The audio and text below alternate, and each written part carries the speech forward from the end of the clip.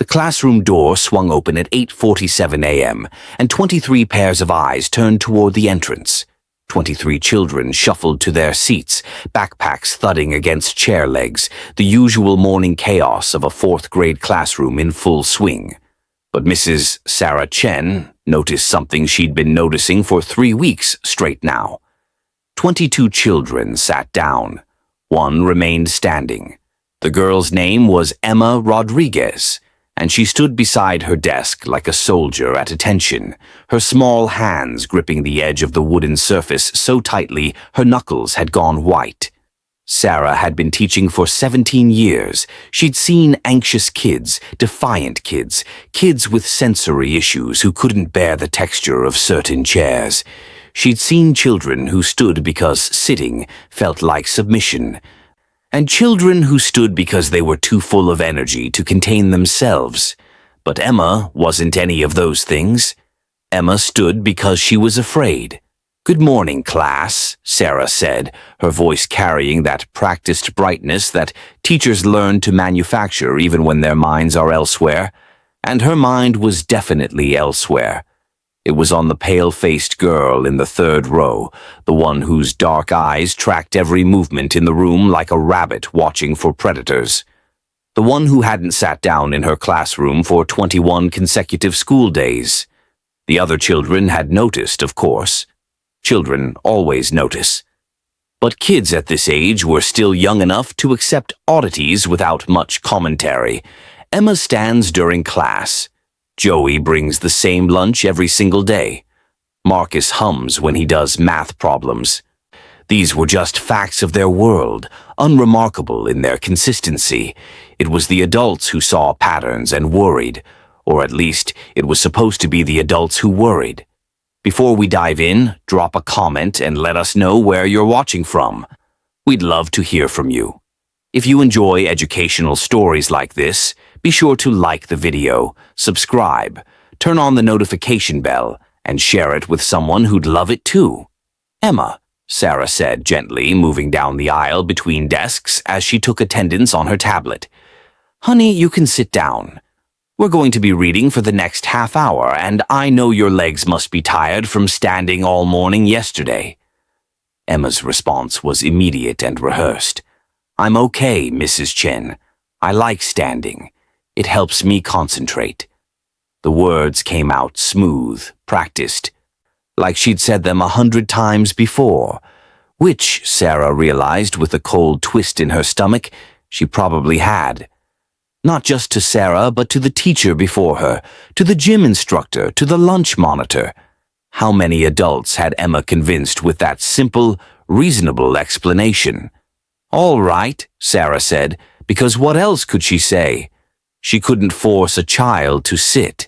She had no proof of anything wrong, just a feeling that crawled up her spine every time she looked at Emma's carefully blank expression. Just an instinct that screamed something wasn't right. The morning progressed with its usual rhythm. Math worksheets were distributed. The class worked through multiplication problems while Sarah circulated, helping students who raised their hands.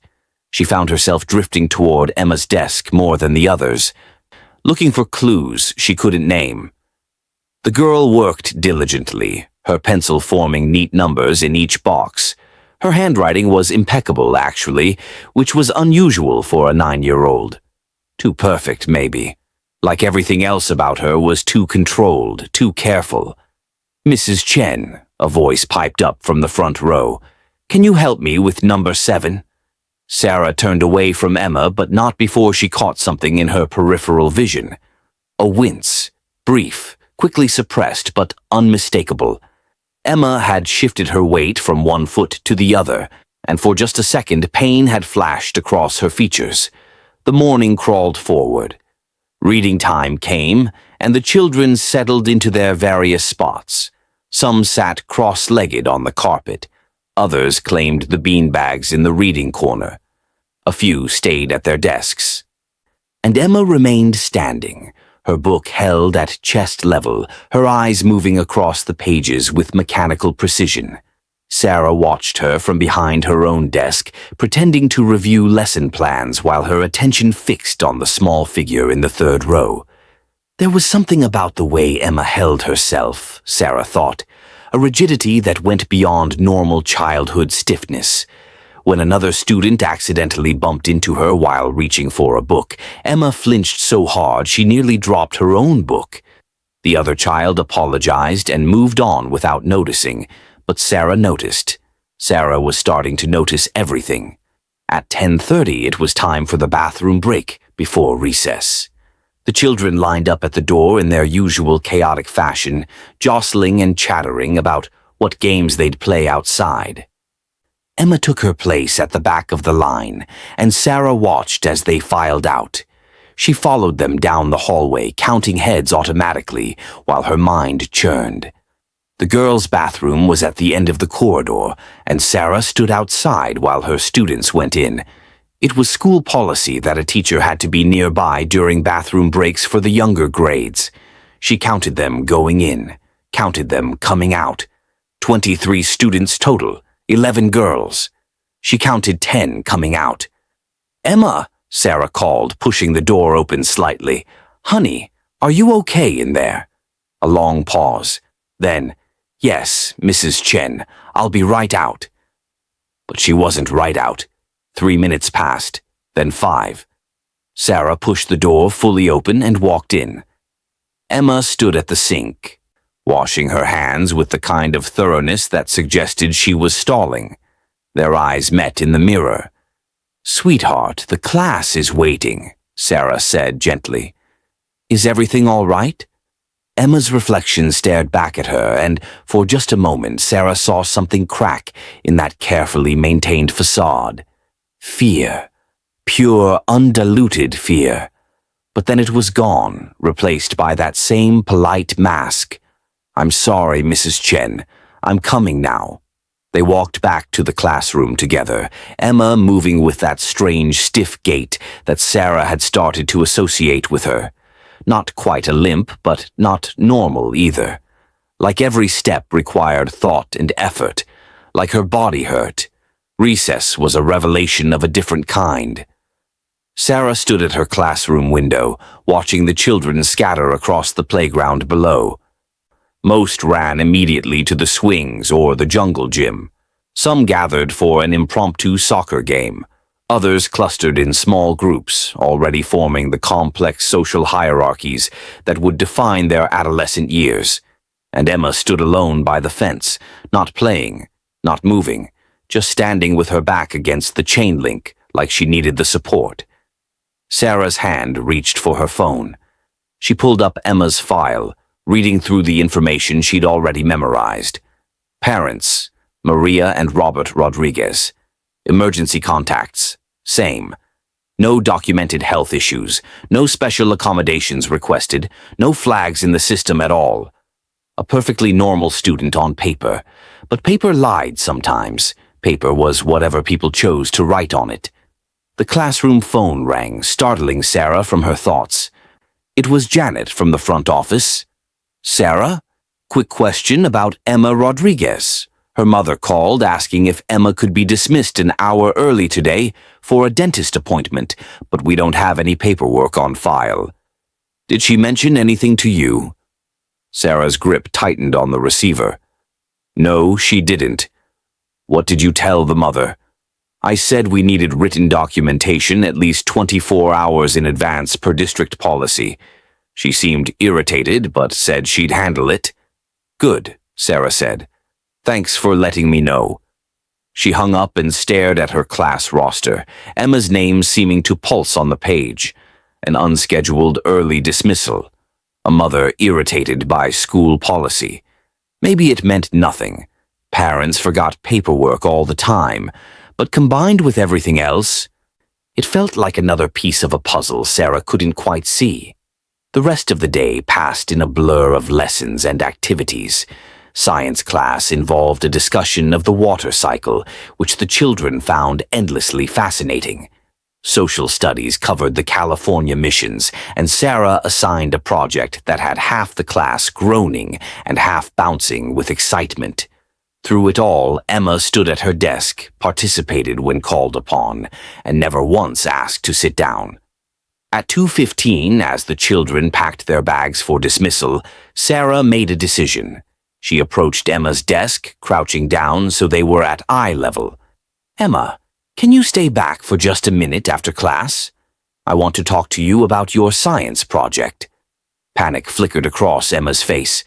"I have to catch my bus, Mrs. Chen. I'll write you a note." "You won't miss it, I promise." The girl's jaw tightened, but she nodded. The other students filed out, their voices echoing down the hallway as buses were called over the intercom. Soon, Sarah and Emma were alone in the classroom. Sarah pulled a chair over and sat down, deliberately positioning herself lower than Emma so the girl wouldn't feel intimidated. But Emma didn't sit. She stood beside her desk, her backpack already on her shoulders, her entire body language screaming that she wanted to leave. "I'm not really worried about your science project," Sarah said quietly. "You're doing excellent work, Emma. You're one of my best students." Emma's eyes darted to the door, then back to Sarah. "Then why did you want me to stay?" "Because I'm worried about you." The words hung in the air between them.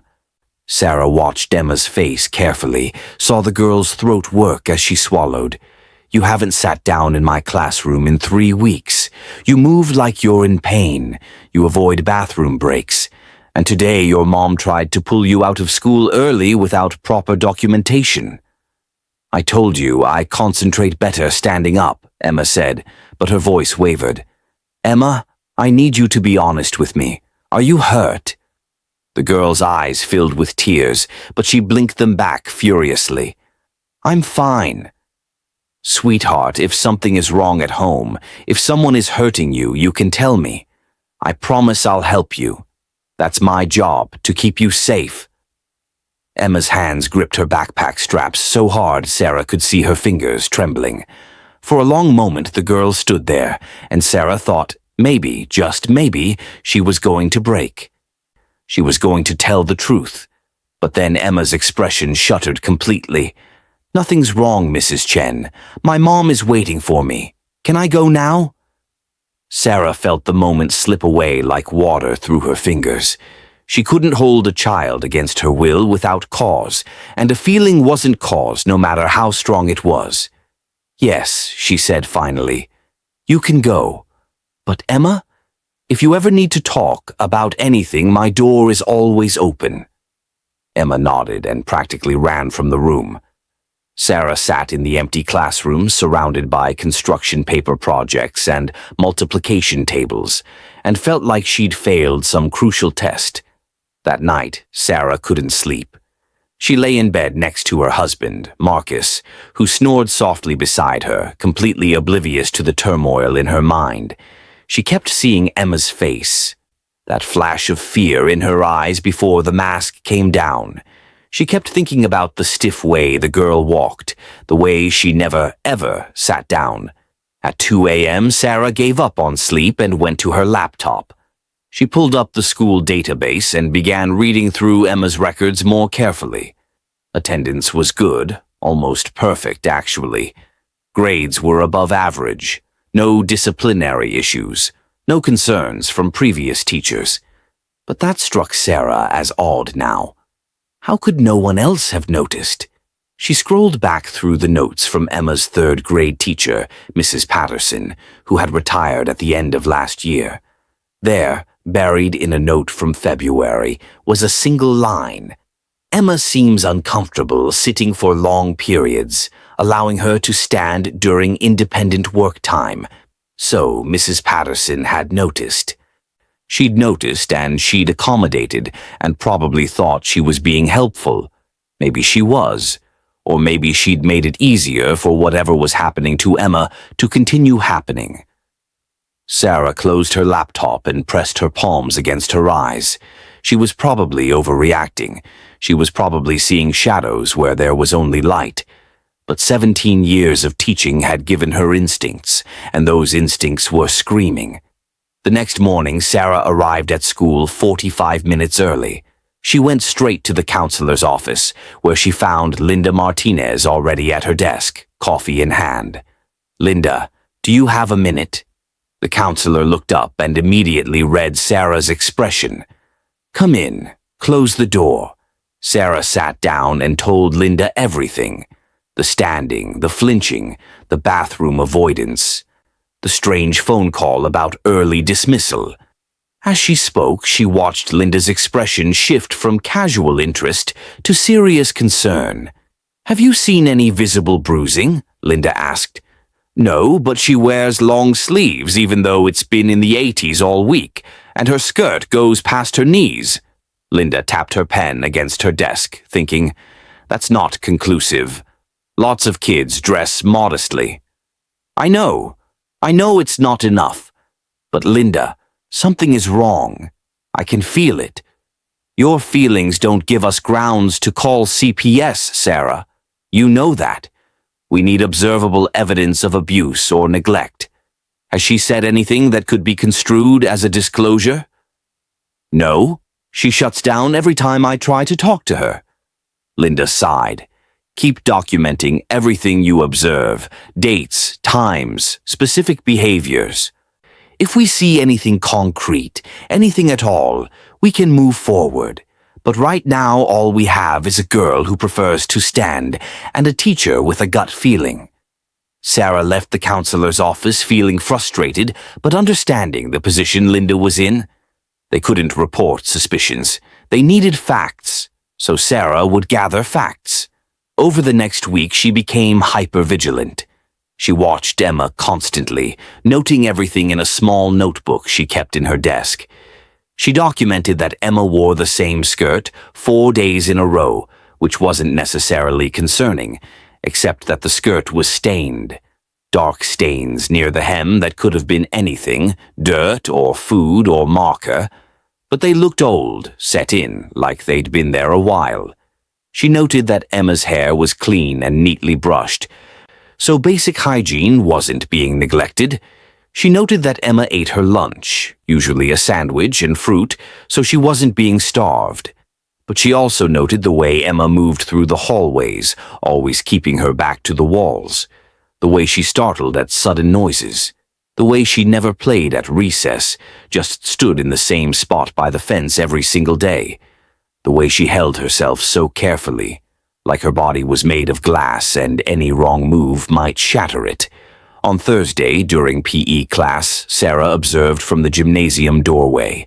The children were playing dodgeball, divided into 2 teams that shrieked and laughed as foam balls flew through the air. Emma stood on the sidelines. The PE teacher, Coach Williams, tried to encourage her to join in. "Come on, Emma, your team needs you." Emma shook her head. "I don't feel good." "Coach Williams, can I sit out?" "Sure, kiddo. Go sit on the bleachers." But Emma didn't sit on the bleachers. She stood beside them, her arms wrapped around herself, watching the game with vacant eyes. Sarah made a note in her book.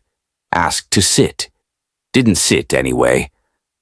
That afternoon, during silent reading time, Sarah noticed something new. Emma was shifting her weight constantly, almost imperceptibly, from one foot to the other. It was subtle enough that most people wouldn't have caught it, but Sarah was looking for everything now. And she saw pain in those small movements. She saw a child trying desperately to find a comfortable way to stand, when standing itself was causing distress. "Emma," Sarah said quietly, approaching the girl's desk, "why don't you go to the reading corner and use one of the bean bags? You've been standing all day." "I'm okay here," Emma said automatically. "I'm not asking, sweetheart. I'm telling you. Go sit in a beanbag and read. You need to rest your legs." For a moment, Sarah thought Emma might refuse outright, but something in Sarah's tone must have convinced her that this wasn't negotiable. Emma gathered her book and walked stiffly toward the reading corner. The other children barely looked up from their books. Sarah watched as Emma approached the red beanbag chair, stared at it like it was a live animal, and then slowly, carefully, began to lower herself down. And then Sarah saw it. The wince, the sharp intake of breath, the way Emma's entire body went rigid as she made contact with the beanbag and then immediately pushed herself back up. The girl stood there, trembling, looking at the beanbag like it had burned her. "Emma!" Sarah was across the room in seconds, her heart pounding. "Emma, are you hurt?" The girl's eyes were wide, panicked. I'm fine, I just prefer standing." "Honey, I saw you. Sitting hurt you. What's wrong?" "Nothing, Mrs. Chen. Please, I'm fine." "You're not fine. Emma, I need you to tell me what's wrong." But Emma was backing away now, her book clutched to her chest like a shield. "I want to go back to my desk. Please, Mrs. Chen. I'll be good. I'll stand at my desk and I'll be quiet and I won't cause any trouble." The fear in her voice was so palpable that several other students looked up from their books. Sarah realized she was making a scene, and the last thing she wanted was to embarrass Emma in front of her classmates. "Okay," she said softly. "Okay. Go back to your desk, but we're going to talk about this later. Do you understand?"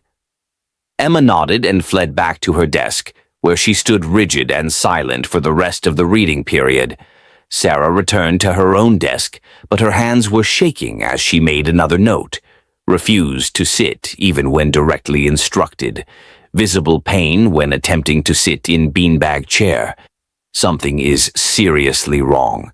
At the end of the day, as the children lined up for dismissal, Sarah made a decision. She was going to call CPS tonight. She didn't have everything she needed, maybe, but she had enough. A child in pain, a child who couldn't sit down, a child who was clearly terrified of something. That was enough. It had to be enough. But as she reached for her phone after the classroom had emptied, it rang.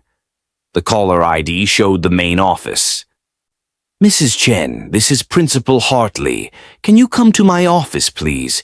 We have a situation." Sarah's stomach dropped. "What kind of situation?" "Just come to my office now, please." She found Principal Hartley behind his desk, his expression grave.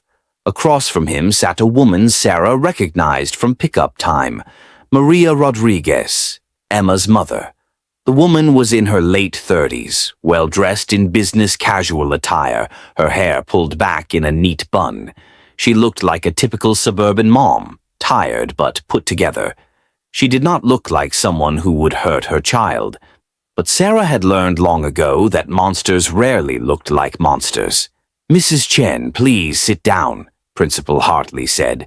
"Mrs. Rodriguez has brought some concerns to my attention. She says you've been harassing her daughter, asking inappropriate questions about their home life and making Emma uncomfortable in class." Sarah felt like she'd been punched. "That's not what happened at all." Maria Rodriguez leaned forward, her eyes hard. "My daughter came home crying yesterday because you cornered her after school and interrogated her. She said you accused us of hurting her. She's 9 years old, Mrs. Chen. She doesn't need that kind of stress." "I didn't interrogate her," Sarah said, trying to keep her voice calm. "I expressed concern because Emma hasn't sat down in my classroom for almost a month. She shows signs of physical pain. She flinches when other children bump into her. I was worried about her welfare." "My daughter has always been an active child," Maria said smoothly. "She likes to move around." "That's not a crime." "Mrs. Chen," Principal Hartley interjected, "I appreciate your concern for your students, but we have to be very careful about accusations of abuse. Mrs. Rodriguez has every right to be upset." "I haven't made any accusations," Sarah protested. "I've just been observing concerning behavior." "And I want her to stop," Maria said firmly. "My husband and I are good parents. We provide everything Emma needs. We don't deserve this kind of scrutiny just because our daughter has some quirky habits." Sarah looked at Principal Hartley, silently begging him to see what she saw. But he was already nodding, already siding with the parent in the room. "Mrs. Chen, I think it's best if we let this matter rest," Principal Hartley said, his tone suggesting this wasn't a request. If you have genuine concerns about a student's safety, you know the proper channels. But casual observation and questioning can make parents understandably defensive. Sarah felt her face flush. With all due respect, sir, this isn't casual observation. Emma exhibits multiple signs of distress. She can't sit without pain. That's not quirky, that's concerning. Maria Rodriguez stood abruptly. I've heard enough. My daughter is fine, she's healthy, she's loved, and she's protected. Whatever you think you're seeing, you're wrong. And if this continues, I'll be contacting the school board about harassment. The threat hung in the air like smoke. Principal Hartley stood as well, his body language clearly indicating the meeting was over. I'm sure we can all move forward professionally. Mrs. Chen, perhaps just give Emma some space. Let her come to you if she needs help. It was a dismissal, polite but firm. Sarah found herself standing in the hallway outside the principal's office, her entire body vibrating with frustration and fear. Not fear for herself, but fear for Emma. Because now the parents knew. They knew someone was watching, someone was suspicious, and if Sarah's instincts were right, that knowledge would only make things worse for the girl. She went back to her classroom and sat at her desk, staring at the empty chairs. The sun was setting outside the windows, casting long shadows across the floor. She thought about calling CPS anyway. She thought about the risk of being wrong versus the risk of doing nothing. She thought about Emma's face when she'd tried to sit in that beanbag, the pure agony that had flashed across her features. Her phone buzzed, a text from her husband. Working late tonight. Don't wait up. Sarah texted back a quick acknowledgement, then pulled out her laptop. She spent the next hour researching signs of child abuse, comparing what she read to what she'd observed. Physical abuse often left visible marks, but not always. Bruising on areas covered by clothing, burns in hidden places, and then she found something that made her blood run cold. Descriptions of punishment techniques that involved making children stand for extended periods, or worse, causing injury that made sitting painful. She closed the laptop, feeling sick. Tomorrow was Friday. She would watch Emma tomorrow, and if she saw anything at all that constituted clear evidence, she would make the call regardless of the consequences. That night, Sarah barely slept again. She dreamed of children standing in empty classrooms, their faces blank, their bodies rigid with pain. She woke at 5 a.m. drenched in sweat and gave up on rest entirely. Friday morning arrived with overcast skies that matched Sarah's mood. She got to school early again, going through the motions of preparing for the day while her mind churned. The children began arriving at 8:15. Sarah stood by her classroom door, greeting each one as they entered. When Emma appeared at 8:43, Sarah's heart sank. The girl looked worse than she had all week. Her skin had a grayish pallor, and there were dark circles under her eyes like she hadn't slept. She moved even more stiffly than usual, and when she passed Sarah, there was a smell. Faint but unmistakable. Not the usual kid smell of sweat and playground dirt. Something else. Something wrong. Good morning, Emma, Sarah said gently. Emma didn't respond. Just moved to her desk and took up her usual standing position. Sarah watched her throughout the morning routine, watched as the girl swayed slightly on her feet, watched as she gripped her desk for support. By 10 a.m., Sarah knew something had changed. Whatever had been happening was getting worse. During math time, Emma dropped her pencil. It rolled under her desk, and normally any child would just bend down and pick it up. But Emma stared at the pencil like it had fallen into a canyon.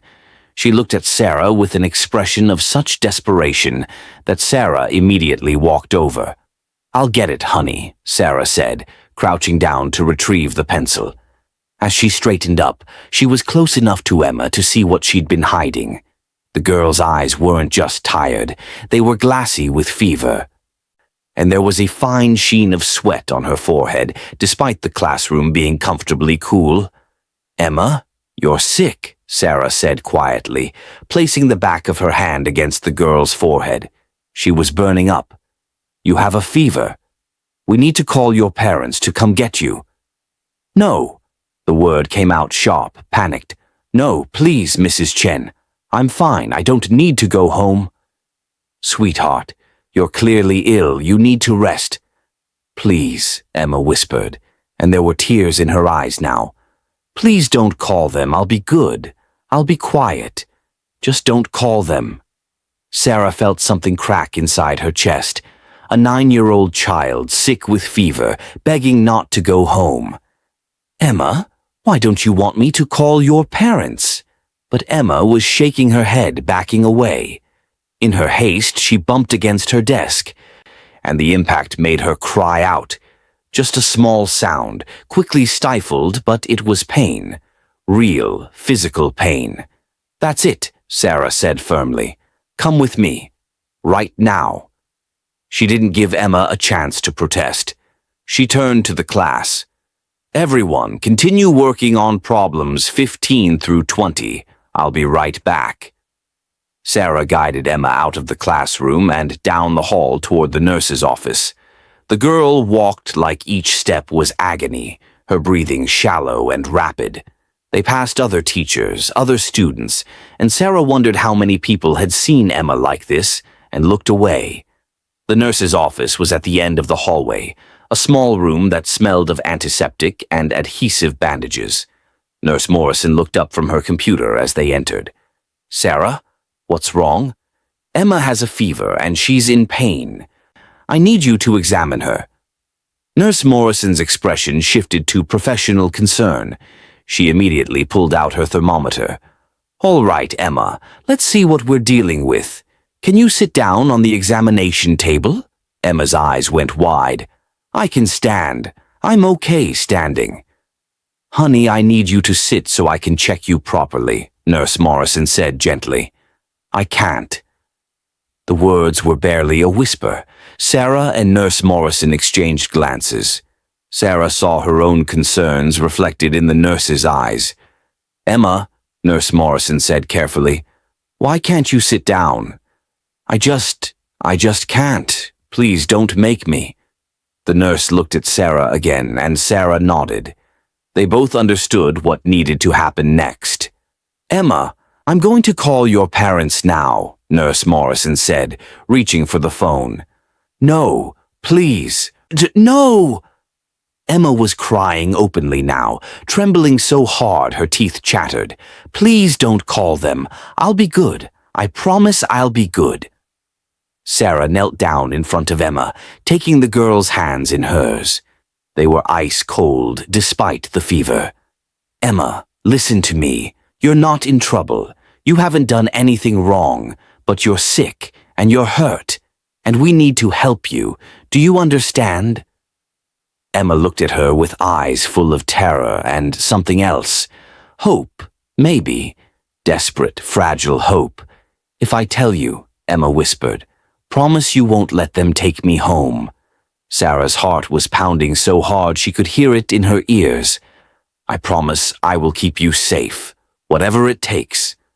Emma's next words came out in a rush, like she'd been holding them back for so long that they exploded the moment she allowed them space. "It happened Tuesday night. My dad, he got mad because I spilled juice on his newspaper. He made me. She couldn't finish, dissolved into sobs. "Nurse Morrison, lock the door," Sarah said quietly. "And don't call the parents. Call the principal and tell him to call the police." Morrison moved immediately, her face pale. Sarah gathered Emma into her arms, and the girl collapsed against her, her small body shaking with sobs. "You're safe now," Sarah murmured into Emma's hair. "You're safe, and we're going to help you. I promise." "It hurts so much," Emma cried. "It hurts all the time, and I can't sit down, and they said if I told anyone, they'd—" "Shh," It's okay. You don't have to say anything else right now. We're going to get you help." Nurse Morrison was on the phone with the office, her voice low and urgent. Through the door, Sarah could hear the normal sounds of the school day continuing. Children laughing in the hallway, a teacher calling out multiplication tables, the ordinary rhythm of a Friday morning, while in this small room, a child's nightmare was finally coming to light. Principal Hartley arrived within minutes, his expression grave. Right behind him was Officer Chen from the district's school resource program. Sarah had never been so relieved to see a uniform in her life. "Emma," Officer Chen said gently, kneeling down to their level. "My name is Officer Chen. Can you tell me what happened?" Emma looked at Sarah, seeking permission. Sarah nodded encouragingly. "My dad got angry," Emma said, her voice small. He hurt me with his belt. And then he put..." She couldn't continue, started crying again. "It's okay," Officer Chen said. "You're very brave for telling us. Emma, I need to ask you something important. Are you hurt right now? Do you need to go to the hospital?" Emma nodded. "It hurts to sit. It hurts to move. Everything hurts." Officer Chen looked at Nurse Morrison. "We need an ambulance, and we need to preserve evidence. No one touches anything on her clothing." The next hour was a blur. The ambulance arrived, pulling up to the side entrance to avoid attention. 2 paramedics entered with a stretcher, but when they tried to have Emma lie down, she couldn't. The pain was too severe. They ended up transporting her sitting up slightly, her face white with agony. Sarah stood in the hallway watching them load Emma into the ambulance. Principal Hartley stood beside her, his earlier dismissiveness replaced with grim determination. "I should have listened to you," he said quietly. "Yes," Sarah replied, not bothering to soften it. "You should have. CPS is on their way. They'll meet the ambulance at the hospital, and police are heading to the Rodriguez house right now to make arrests." Sarah nodded, unable to speak. She kept seeing Emma's face, that mix of terror and hope, when she'd finally been given permission to tell the truth. "Go home, Sarah," Hartley said. "You've done enough for today." But Sarah shook her head. "I'm going to the hospital. Someone Emma knows should be there. That's not protocol. I don't care about protocol. That little girl just told me her worst secret, and I'm not leaving her alone with strangers." Hartley looked like he wanted to argue, but something in Sarah's expression stopped him. "Fine, but you're representing the school, so be careful what you say." Sarah grabbed her purse and headed for her car. She called Marcus on the way, told him briefly what had happened. His response was immediate. "I'm meeting you there." The hospital emergency room was controlled chaos. Sarah found a social worker named Jennifer, who explained that Emma was being examined now, that the injuries were being documented, that everything was being done properly. Sarah sat in a plastic chair in the waiting room, her hands clasped so tightly her fingers ached. An hour later, Jennifer returned, her face carefully neutral, but her eyes betrayed her distress. "The doctor is still with her, but I can tell you this much," Jennifer said quietly. "Emma has been suffering from untreated injuries for approximately 4 days. The damage is severe, but not permanent, thank God. She'll need surgery and extensive care, but she'll recover physically." "And emotionally?" Sarah asked. "That's going to take longer. But kids are resilient, and she's got people who care about her now. That makes all the difference." Sarah wiped at her eyes. She hadn't realized she was crying. "Can I see her?" Jennifer hesitated, then nodded. "Just for a few minutes. She's been asking for you." Sarah followed the social worker through the sterile corridors of the hospital, past rooms filled with the sounds of illness and healing. They stopped outside a room where a uniformed officer stood guard. He nodded at Jennifer and stepped aside. Emma lay in the hospital bed, looking impossibly small against the white sheets. An IV ran into her arm, and monitors beeped softly beside her. Her eyes were closed, but they opened when Sarah entered. Relief flooded the girl's face. "Mrs. Chen," she whispered. "You came." Sarah moved to the bedside, taking Emma's hand carefully. "Of course I came. I told you I'd keep you safe." "Are they coming? My parents? Are they going to take me home?" "No, sweetheart. They're not coming. The police are talking to them right now. You're not going back there. Ever." Emma's eyes filled with tears, but they looked different now. Not tears of fear, but something like relief. "I was so scared to tell. They said no one would believe me. They said I was lying, that I was bad, that I deserved it." Sarah felt rage boil in her chest, but she kept her voice gentle. "None of that is true. You didn't deserve any of what happened to you. You're not bad. You're brave and smart and strong." "It started last year," Emma said quietly, the words tumbling out like she needed to say them now, needed someone to know the whole story. "My dad lost his job. He got angry all the time. At first it was just yelling, but then it got worse. He'd make me stand in the corner for hours if I did anything wrong. And then if I complained or cried, he'd hurt me. With his belt or his hand or whatever was close." Sarah squeezed Emma's hand, letting her talk. "My mom knew. She always knew. Sometimes she'd try to stop him, but mostly she just looked away. She told me I needed to be quieter, be better, not make him angry, like it was my fault." "It was never your fault," Sarah said firmly. "Adults are supposed to protect children, not hurt them. Your father and mother both failed you, but that's on them, not you." "Tuesday was the worst," Emma continued, her voice dropping to barely a whisper. "I spilled juice on his newspaper and he lost it. He took his belt and he hit me so many times. And then he hurt me in other ways that made it so I couldn't sit down at all.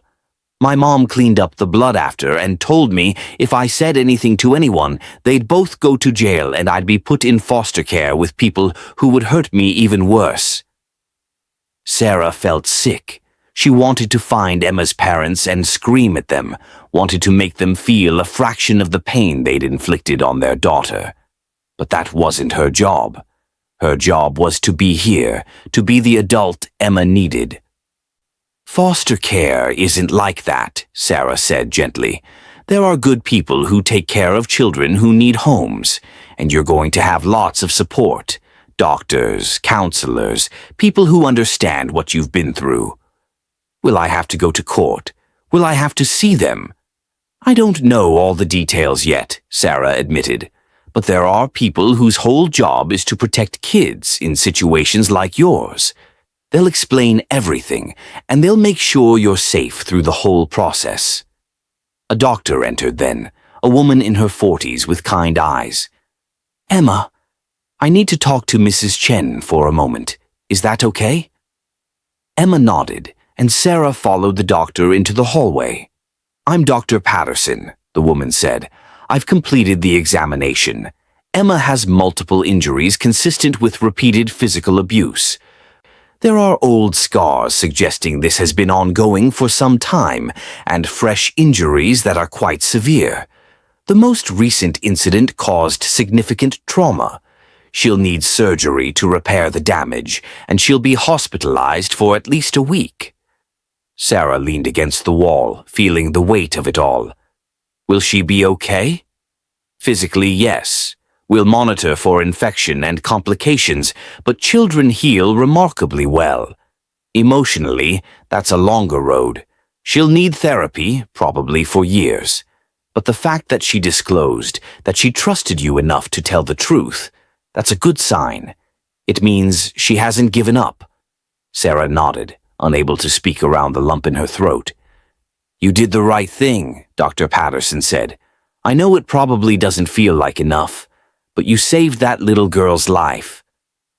If this had continued, if the infections had spread, if the abuse had escalated—" She didn't finish the sentence. She didn't need to.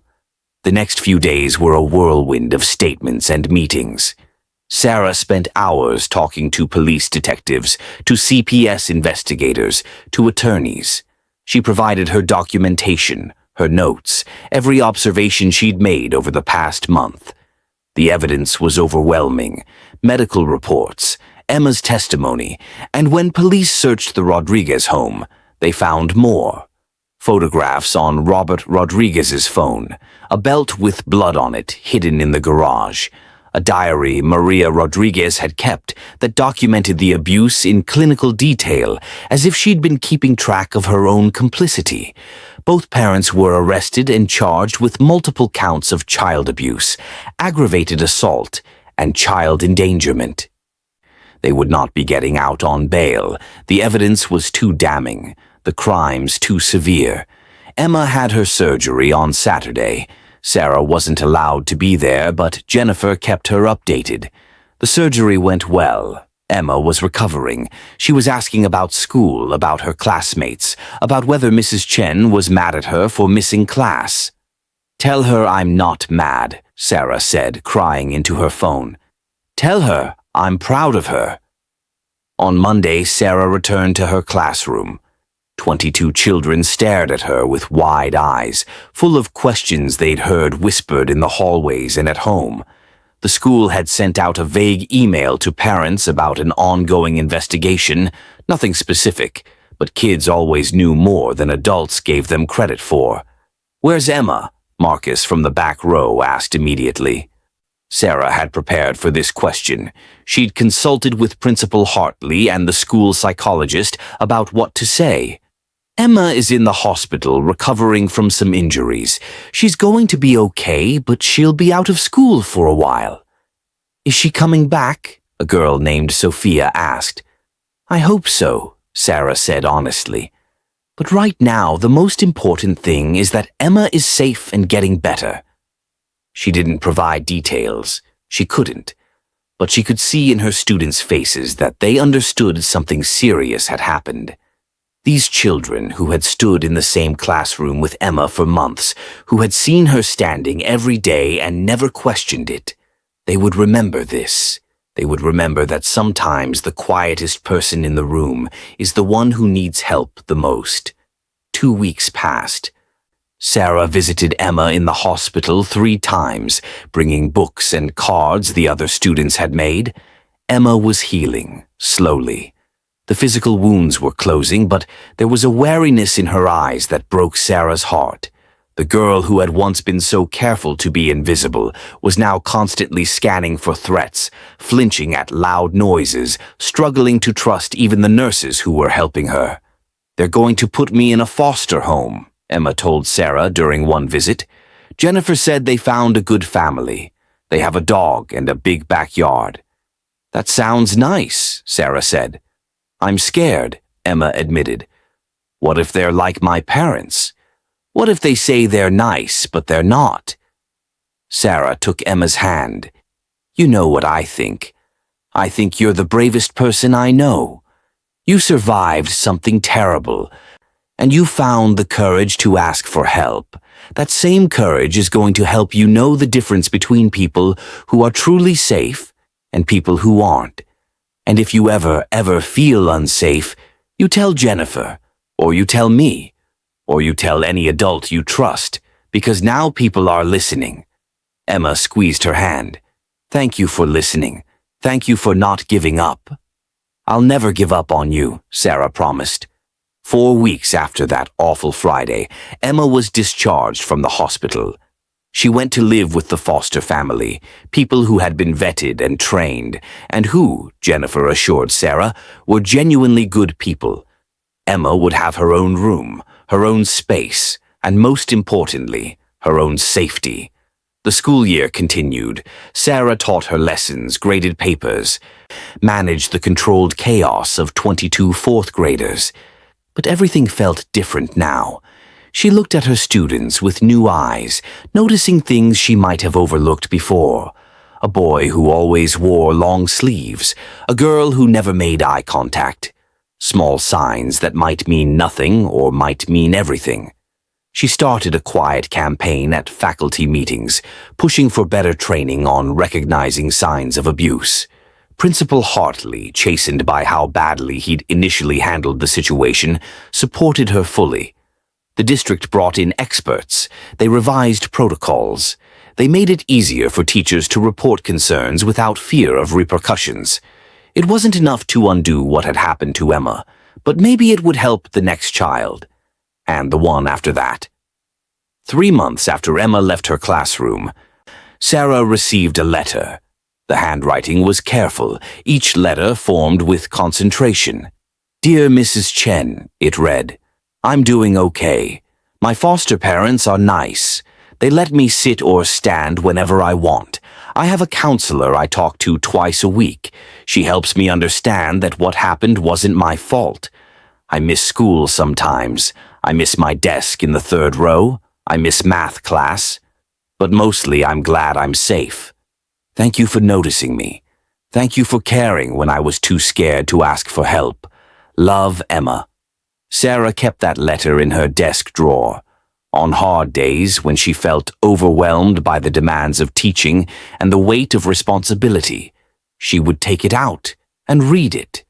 A reminder of why this job mattered.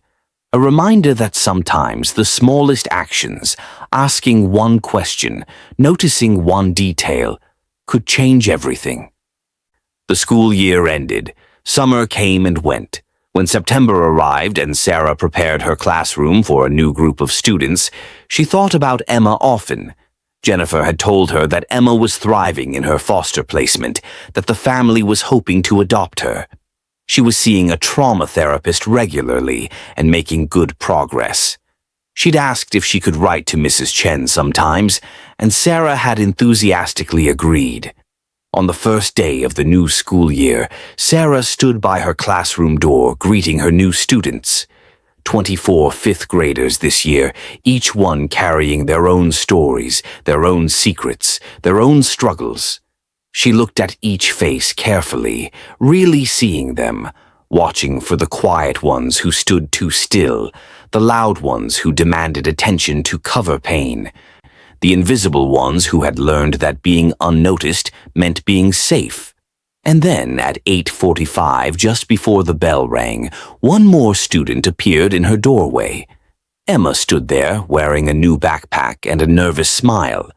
She was taller than Sarah remembered, healthier, with color in her cheeks and light in her eyes. "Mrs. Chen," Emma said, "my foster mom, well, my mom now. The adoption went through last week. She moved into the district so I could come back. Is there still room in your class?" Sarah felt tears spring to her eyes. "There's always room for you." Emma entered the classroom and looked around at the unfamiliar faces, kids who didn't know her story, didn't know what she'd survived. She found an empty desk in the 3rd row and stood beside it, just for a moment, looking at the chair like she was making a decision. Then, slowly, carefully, Emma Rodriguez sat down. The classroom buzzed with the usual first-day energy. Students introduced themselves, Sarah explained the rules and expectations, and the year began the way it always did, with hope and possibility and the promise of learning.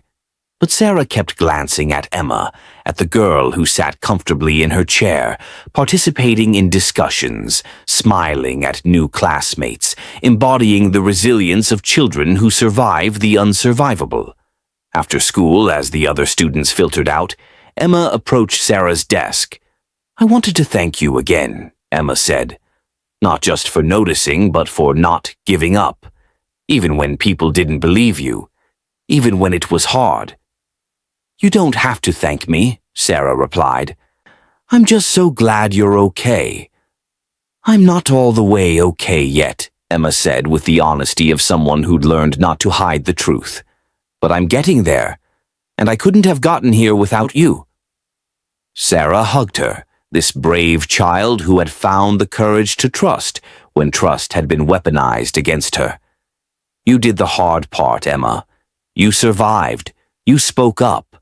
That was all you." As Emma left to meet her mother in the pickup line, Sarah sat at her desk and thought about the past year.